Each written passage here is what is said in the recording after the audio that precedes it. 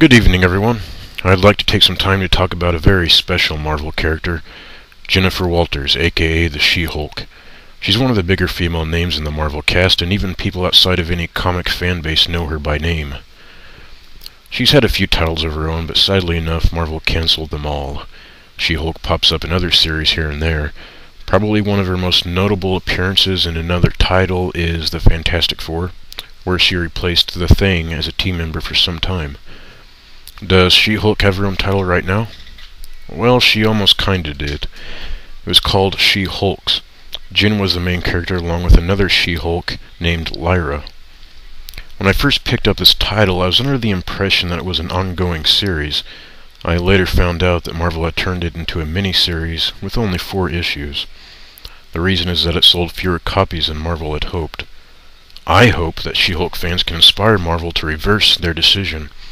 Marvel, please give these 4 issues more time to sell. Give She-Hulks a fair chance. Most She-Hulk fans, including myself, want to save this series from dying prematurely. We love it for many reasons. She-Hulks has the classic high school drama/superhero aspect that everyone loves, but in a new and refreshing way. Lyra has her secret green side to deal with, while also dealing with other students who give her a hard time for being the new kid.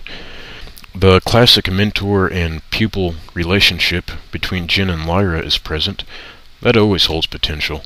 And how many times do we get to see that between 2 females? There's rivalry and tension between the both of them, and they have to make themselves get along when push comes to shove, so that they can work together as a team.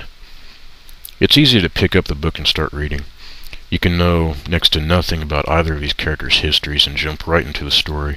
In other words, it's very accessible.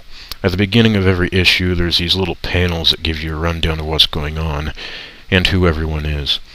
They're tiny summaries that your average reader can read, understand, and then move on to read the story.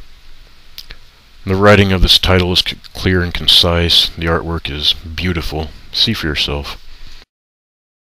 Now, to those who have yet to read this series, prepare for a serious spoiler about the ending. The villain known as the Wizard escapes custody and attacks Lyra's high school during a dance. He grievously injures Lyra's love interest, Jake. In order to protect the students around them, Lyra has to change into her She-Hulk form. Her identity is then, of course, revealed to the entire school. Jen shows up in the nick of time to help defeat the Wizard and save everyone, but now, because everyone knows Lyra's secret identity, they fear and despise her. Lyra has to leave her new friends and school life behind. These are an interesting set of circumstances. How could Lyra possibly ever return to her school? Or any school for that matter? How can the series go on with an ending like that? If anyone can find the answers to those questions, it's the writers. I know if they wanted to work at it, they could find a way around these things. Comic writers have to write their way out of tough spots all the time. The She-Hulks, Jen and Lyra, deserve to be main characters again. If the writers and artists of this series happen to watch this video, I ask them to use all their influence they have to help get it off the ground again. We, the She-Hulk fans, will do our part by helping to popularize it for Marvel. Marvel is noteworthy for listening to the fans, right? Have a good day. My best wishes to everyone.